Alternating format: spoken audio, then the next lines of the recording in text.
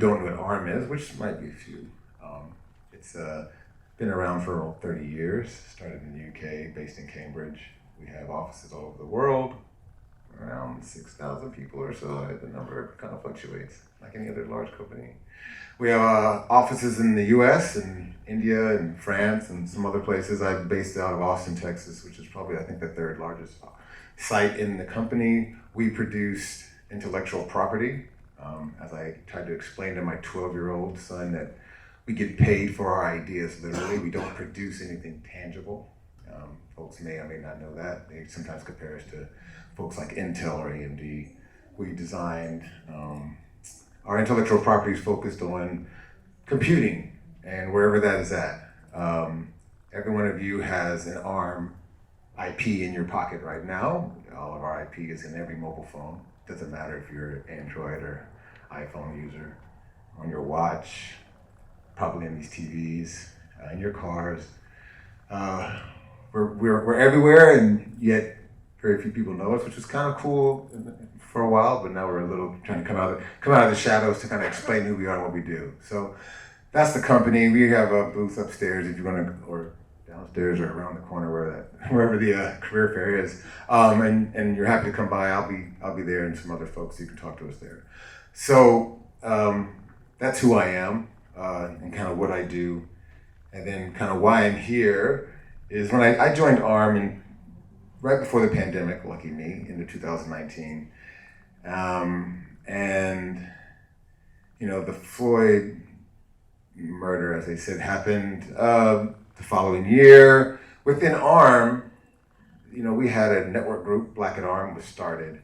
I have been working in tech my entire life. So I'm 46. I'm old. Born in 1976 in Texas. Black man in the South. Both my parents were black, are black.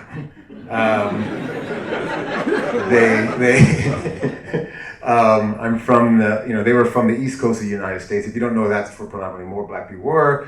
They came, very proud culture. They migrated down to Texas. I was born, and from then on, I've always been the other, right? And I'm quite large. I stand out. Used to being the only black kid in my class. Used to being the only one in the honors classes. Used to being the only one interested in computing. Used to being the only one all throughout my entire life, right? And in technology, as I think it was called out earlier today, it's even more predominant, right? I mean, it's, you almost get accustomed to it in a sense. And I was talking to a colleague, I said, in some ways, even now, I would have thought we had come further than we have, to be honest with you. I've worked in large global technology companies, IBM, actually been very in the forefront of diversity, right? They were the first ones to bring women into the workforce, pay them equally. They have a strong focus on diversity. It's a big corporation, it has other problems, but I worked there for 10 years, got accustomed to the conversations around DE&I. They had black executives. One was a mentor of mine. I left that company, joined the UK company. A little bit different in terms of diversity.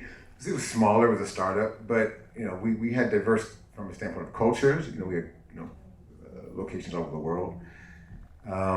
Left that, went to a startup, and then I came into ARM. ARM had been around 30 years. I've known ARM because I was in the technology field.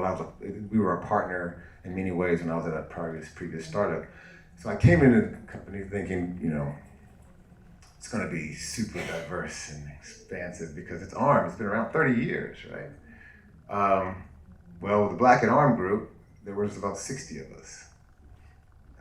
There's 6,000 people working for ARM.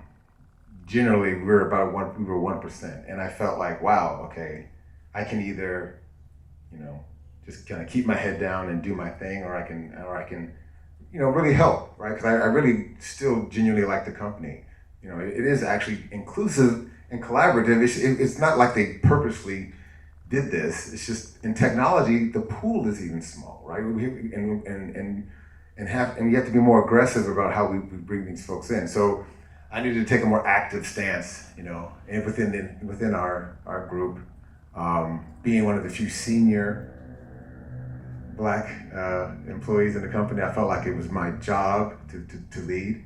I think no one ever expects himself to be a leader. I never did. I'm pretty humble about that, I think. I don't know if it's imposter syndrome, but yeah, I felt like I needed to speak up. And so when this opportunity came, yes, it was a long flight to get here. I had other meetings. I will say this was the primary reason I flew over here, but I did make the most of it and went to our office and met some colleagues. But I felt like it was that important. And while there are some subtle differences, I think, in the black experience, around the world, whether you're in Europe or you're in Asia or South America or the U.S., there is a commonality that especially in the professional area, that we are still the rare, the few, right? A lot of things really hit home today in the keynotes around the imposter syndrome was big, right? I think that we all sometimes feel that, right? The second guessing of why you got here, right? Were you just the minority hire to check the box, or are you given special consideration because they needed to bring in a black person? I felt that my entire life, through education, through schooling, through scholarships, through everything. The side comments of, oh, you had a scholarship. Oh, wow. What sport did you play? I was like, computer science. Get out of here. But I understand. And I have kids of my own, and you look at them every day and trying to remove the barriers for them. So that's why I'm here, right? To really help that. And then I started thinking about the topic. Knowledge is power. You always hear that, and it's very powerful. I mean, I understand why, it's just said, right? For a long time, our people were blocked from knowledge. So, physically, legally. So attaining knowledge, is powerful, but in my experience, which I'm kind of going to go through in the short amount of time I have here, I think that knowledge is really just the first step. And that's why, it took me weeks to even figure out what I was going to say around all this stuff. And I finished it last night in terms of what I was going to say. But so much for practice. But it works. It's my method, and we're going to go with it. The slides were done before, so don't worry about that. But how I was going to say. So that was the gist of the talk, right? And I'm going to kind of progress you through. It's only 6 slides. I can talk forever, so I'm going to have to manage it. Of how I think knowledge is the first step towards power, but there's things you have to understand and that I learned myself along the way. See if I can advance it. This is not my computer, so let's try this one. All right, it's working. So, knowledge. I think knowledge is information, right? Data accumulated, right? Stored in your brain or written down in a book or a paper, whatever. It may or may not be useful. It may or not be true. And I use this example. I just had this conversation with my 12-year-old. I have two boys, 15 and 12. And my 12-year-old is just an absorption of the internet in his mind, right? So, when he was younger, he would come to me and ask me, have I ever, fire tornadoes, Dad, did you know about fire tornadoes? If you don't know what a tornado is, it's the atmospheric, anyway. I said, I never heard of a fire tornado, dude. Why are you? Well, they can just happen. I said, thanks. And I tried to explain, or he asked his mom he about quantum mechanics. This is a 12-year-old, right? And he's like, the concept of spinning in quantum mechanics is very intricate. She's a nurse. She could care less, right? But it's just information he's spouting out. And I told him, I said, you're like the internet, man. I said, look, I appreciate you learning all this knowledge, but it's information, but without any type of organization, it's kind of useless, man. I said, the best information is the pandemic and everyone who went on WebMD and became a doctor all of a sudden, right? Or on the internet, right? You accumulate all this information, but it's just very scattered. Growing up, there are people who could memorize the periodic table or all of the 50 US presidents, and people were applauding these young prodigies. It's useless information. It's things you can write down. I'm sorry, And so the whole concept of knowledge being powerful, I don't know if it's powerful. can be useful, if it's organized. I remember learning that the sun was going to explode when I was in elementary school, and it scared me for a week because it was just information. I didn't have any context about it, right? I was terrified, but I didn't feel powerful, right? So, knowledge is just facts and maybe some truth, and I think that So I think that with this information, it's only the first step. So what's the next step? If knowledge isn't power, how do you get there, right? And I think that information with a specific purpose or focus, which we call education, right? So is education power? No, but selectively learning things towards accomplishing a goal is a little bit more further than what just consuming information, right? We all get these degrees. Sometimes we get them for ourselves. Oftentimes I feel like we get them for others or to show off to others. Education, it's a little more, I think, a step forward, but I don't feel like it's power as well. And why do I say that? So I have a degree in computer science, bachelor's degree, undergrad in engineering management. I'll tell you right now, out of all the courses I took in computer science, I don't use any of them. I'll be honest, I don't. I mean, and I had this conversation with a fellow engineer yesterday. He was like, yeah, I don't care about how you do binary sort trees, right? And that's for anybody in computer science. I know it's like, I'm not laughs here, but it's the concept of it. Yes, I think going through the process is important. Being able to do hard things, have that discipline is important. But at least in my field, and I'm only speaking from my own experience. I don't care what your GPA was when I do interviews. And I'm a senior director in a company engineering. I'll glance at it, but I don't. There's so many other things that come into play there, right? Did you work yourself through school, or did you just have an easy? Did you have to go to a job and go to schooling? Were you a single parent? Was there something else going on in your life? Like those are way more important in terms of the overall person than just the grades, and that's a hard conversation, right? Like even as a parent, with an older child in high school who could care less about his grades, which drives me nuts in a sense, because I know at least that you have to play the game to kind of further your education. It's a hard thing to know that in the back of my mind, I don't really care that he got a C in his chemistry test. He ain't gonna be no chemist, but I know that he has to. Because that's not his future, right? But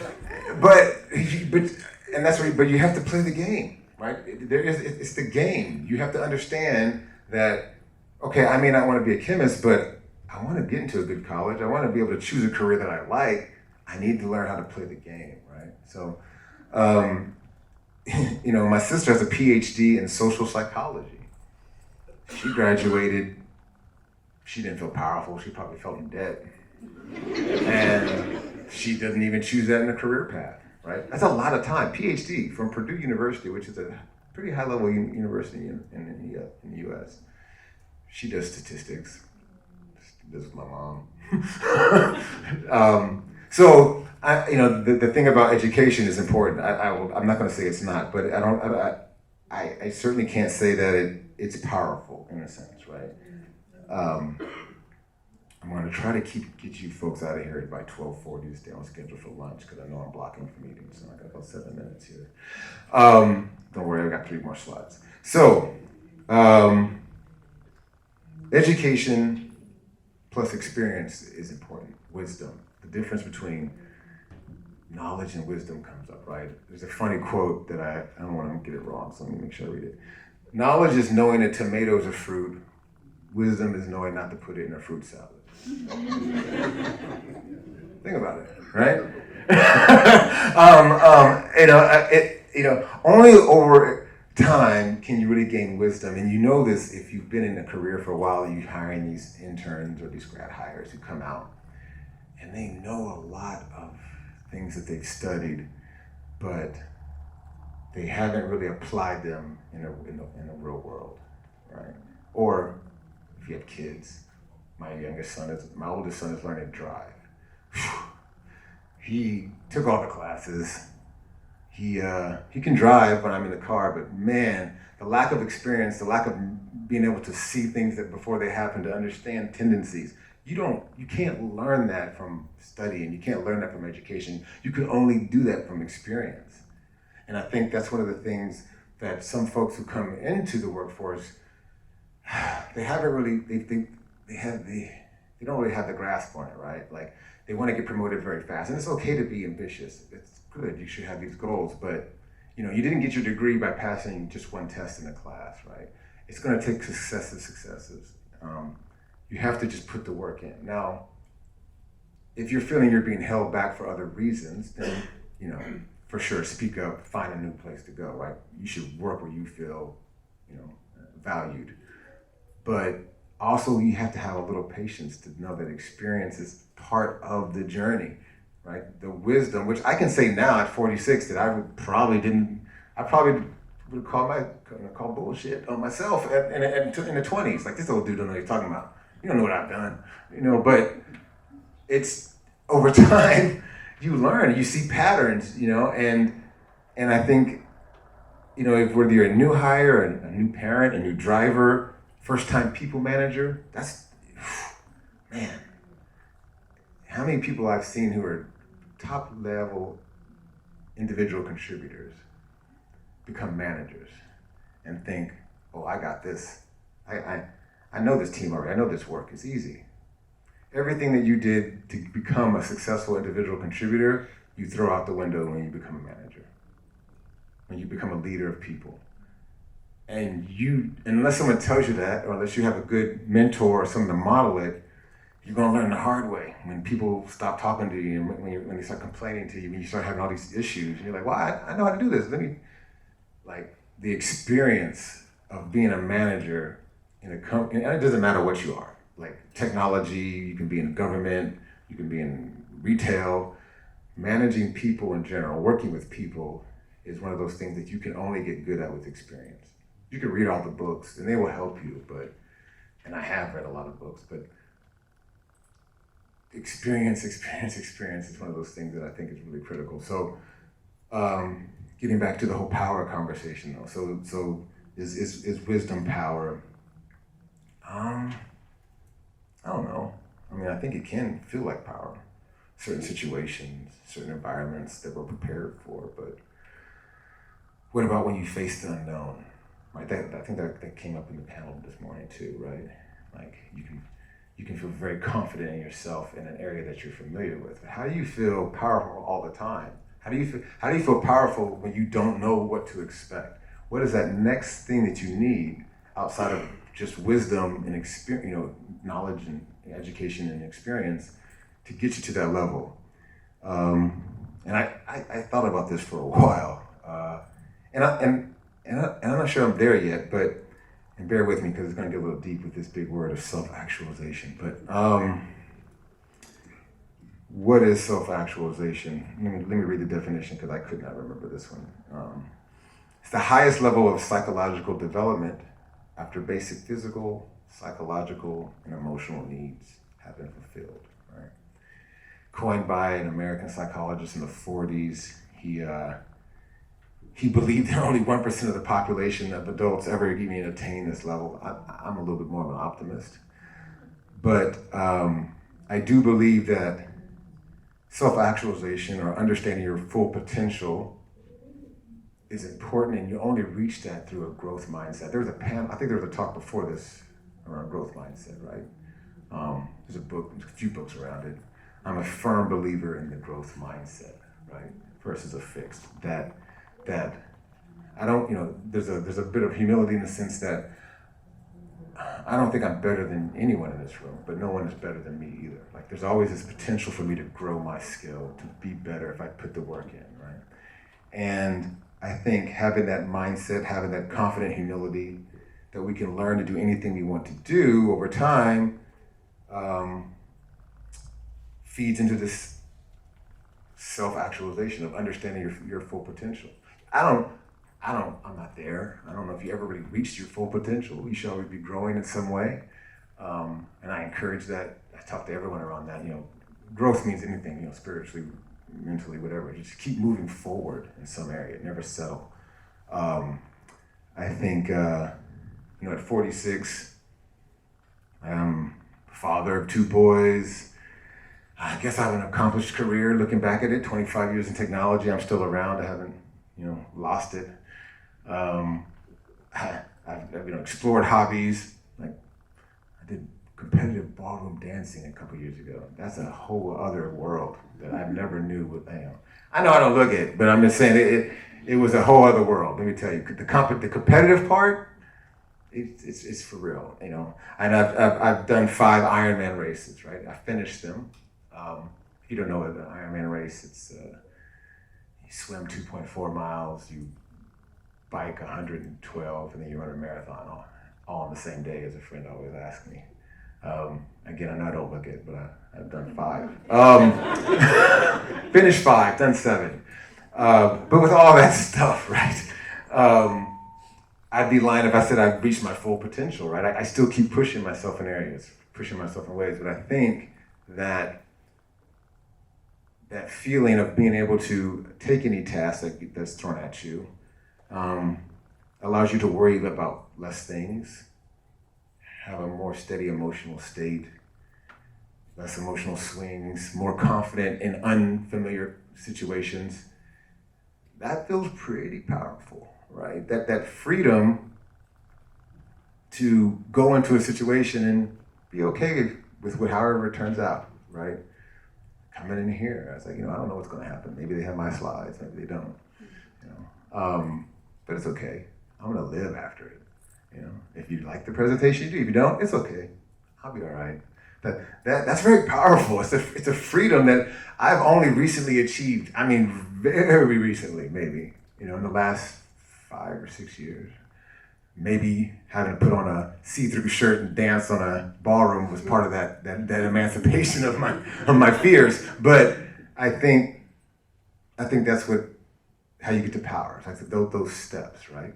Knowledge, education, and then wisdom, and the self-actualization of being your full self gets you to power.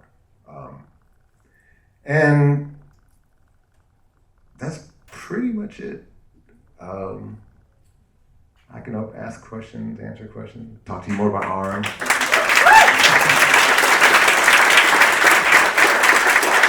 Right on time, 12:41. You can go have your 4 hour of lunch if you want, or I can answer questions. I'm not going to answer questions about ARM's IPO or anything like that. I'll get fired. I was just wondering, since you've worked in the US as well as the UK, are there any initiatives that you think would be well placed in the UK that haven't been put forward yet for helping diversity? That's a good question. I don't think so. I mean, in the US, they've tried different things that have, the forced numbers and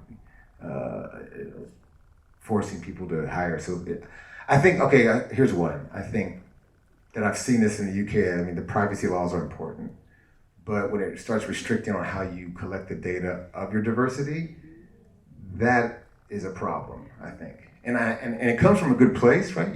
All good intentions. The road to hell is led by good intentions. I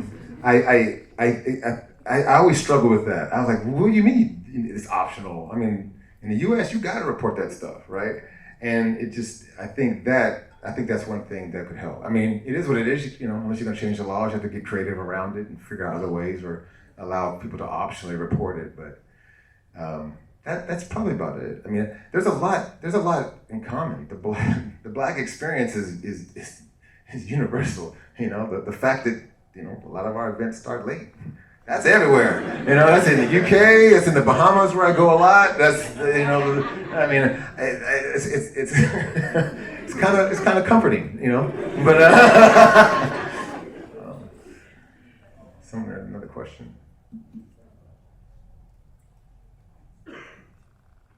Yeah, thanks for your presentation. That was really, really interesting, and I love the sort of taking it away from being purely factual and kind of academic to talking more a bit about philosophy and how we think about developing ourselves.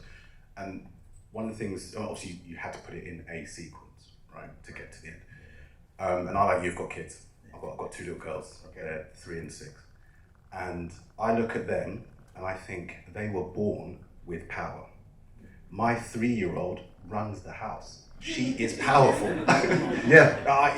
I don't have to teach her to be powerful, but going through that process teaches them how not to be, and then we have to teach them to be powerful again. And so my question is, for you, where you are now, and you're also a father, what would you say to younger people who think they need to attain the degrees, the experience, etc., to be powerful? What's your advice for them? Yeah, that's a good question. And it's a good observation that children are uninhibited. And that's what they don't learn. They get tapped down as they get older and older, right? And you notice it as a parent, and you're like, well, that happened to me too, right? It's great. Yeah, I think it's try to stay true to your passions, right? Like, it's hard to get, it's so easy to get caught up in the game.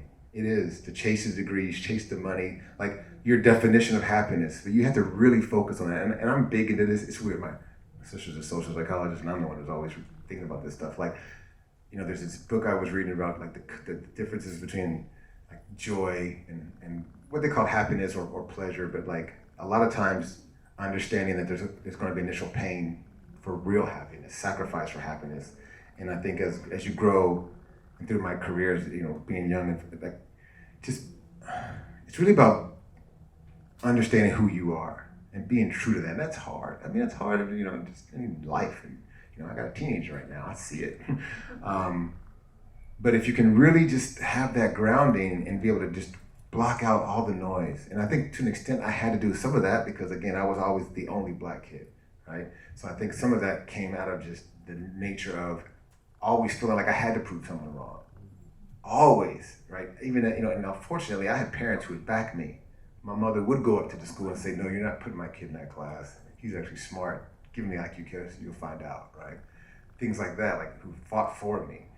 But yeah, I think it's just, you really have to, find folks who believe in you. If you don't have parents, friends, family, someone who really can back you and support you in your decision. And I think also don't be afraid to fail. Failure's okay, right? I remember when I thought I used to always have to make top grades, and then I didn't. And guess what? Life was okay.